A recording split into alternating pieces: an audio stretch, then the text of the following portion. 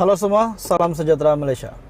Satu kejutan hari ini yang saya nak sampaikan kepada tuan-tuan dan puan semua yang menonton video ini.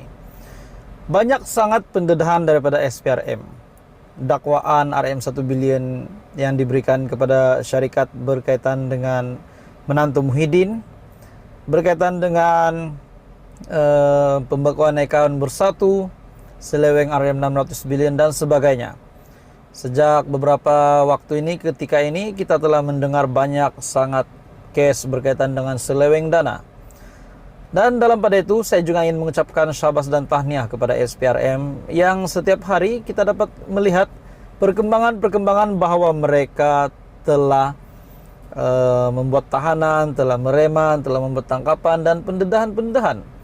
Hari ini saudara-saudara semua yang ada di rumah ataupun di mana saja Anda berada, satu pendedahan terkini daripada SPRM di mana seorang individu telah ditangkap. Perunding bebas yang telah menerima RM700.000 ubah wang haram akhirnya ditahan SPRM.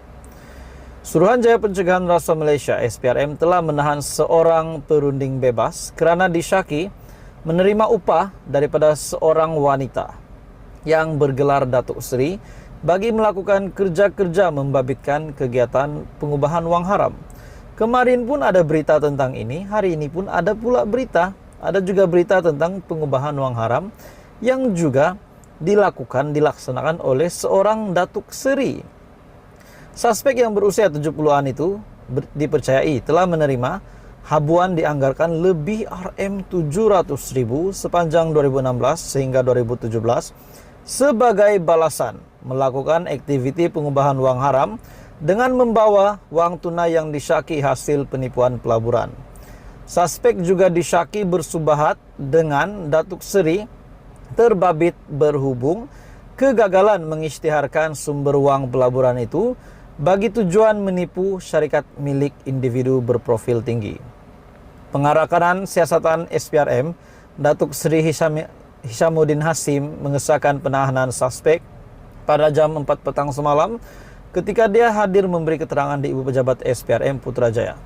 Jadi saudara-saudara semua, ini satu lagi tangkapan yang bagi saya memang mengejutkan.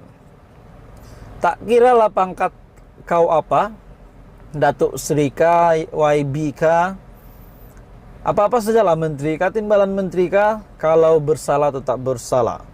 Akhirnya perunding bebas yang telah menerima upah RM700.000. Jumlah ini bukan jumlah yang sedikit, tuan-tuan dan puan-puan. Akhirnya perunding itu telah ditahan oleh SPRM kerana telah terlibat berkaitan dengan pengubahan wang haram bersama dengan seorang Datuk Seri. Susulan tangkapan itu, suspek juga direman selama 5 hari bermula sehingga 14 Februari selepas Magistrat Irza Zulaika Rohanuddin membenarkan permohonan reman dikemukakan oleh SPRM. Pengarah kanan siasatan SPRM, Datuk Seri Hishamuddin Hasim, mengesahkan penahanan tersebut. Saudara-saudara semua, ini satu lagi bukti bahwa SPRM memang melakukan kerja dengan baik. Dan ini juga sudah pasti satu isu, satu perkara yang mengejutkan ramai orang. Mesti selepas ini banyak saja tanda tanya yang timbul berkaitan dengan pendedahan-pendedahan SPRM ini. Mesti kita akan hilang kepercayaan kepada pemimpin-pemimpin, bahkan juga penjawat awam. Sebab sebelum ini SPRM juga telah membuat tangkapan bukan kepada pemimpin-pemimpin saja, namun penjawat awam pun kebanyakannya terlibat dengan rasuah, penyelewengan dana dan sebagainya. Apapun saudara-saudara semua, teruskan bersama di dalam channel ini. Ikuti perkembangan channel ini, perkembangan politik dan isu semasa. Jangan lupa tekan butang like, share, dan subscribe. Salam sejahtera Malaysia. Di manakah Khairi Jamaluddin akan berada? Khairi Jamaluddin masuk Pakatan Harapan. Siapa setuju? Boleh komen. Khairi Jamaluddin masuk Perikatan Nasional. Siapa setuju pun boleh komen. Tak setuju pun boleh komen juga, tidak masalah.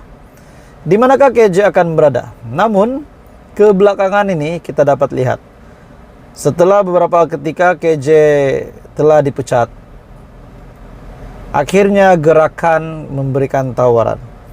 Hari ini pula saudara-saudara semua, Bersatu telah mendedahkan sesuatu yang bagi saya ini pasti mengejutkan seluruh UMNO. Adakah sekiranya Khairi Jamaluddin akan menyertai Bersatu dan akan mengangkat Bersatu menjadi satu parti yang paling digeruni di Malaysia? Satu parti yang pasti bakal menjadi parti yang berjaya di PRN negeri pada tahun ini. Parti yang mungkin akan menang keseluruhannya. Tidakkah UMNO ataupun Zaid Hamidi akan menyesal sekiranya KJ, di mana KJ berada, di situlah kejayaan parti itu. Seperti yang kita tahu, banyak yang mengakui kehebatan KJ, potensi KJ, bahkan pengaruh Khairi Jamaluddin. Saudara-saudara semua, Bersatu akhirnya membuat pendedahan. Sedia beri Khairi jawatan Menteri Besar Negeri Sembilan.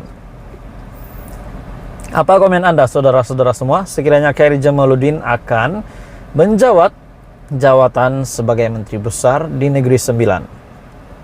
PPBM ataupun Bersatu Negeri Sembilan bersedia menawarkan jawatan Menteri Besar kepada bekas ahli Parlimen Rembau, yaitu Khairi Jamaluddin, bagi sekiranya KJ mahu bertanding pilihan raya negeri di negeri itu di bawah tiket Bersatu. Sekiranya KJ ingin menjadi Menteri Besar, ingin mencari di mana parti politik tujuan, ingin mencari ataupun di mana platform seterusnya. Kalau beliau ingin menjadi Menteri Besar, syaratnya beliau kena menyertai Bersatu di Negeri Sembilan. Pengurusi Bersatu Negeri Sembilan, Datuk Edin Shazli Sid, berkata, soal Menteri Besar adalah persoalan kecil kerana paling penting adalah memastikan kemenangan kepada Bersatu dan juga Perikatan Nasional.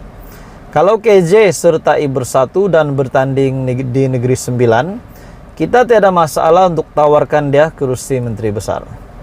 Bagi saya itu adalah persoalan kecil kerana pentingnya kita nak memastikan kemenangan, dan semestinya siapa saja yang dirasakan ada nilai dan difikirkan sesuai oleh Presiden, yaitu Muhyiddin Yassin, jadi dia boleh jadi Menteri Besar.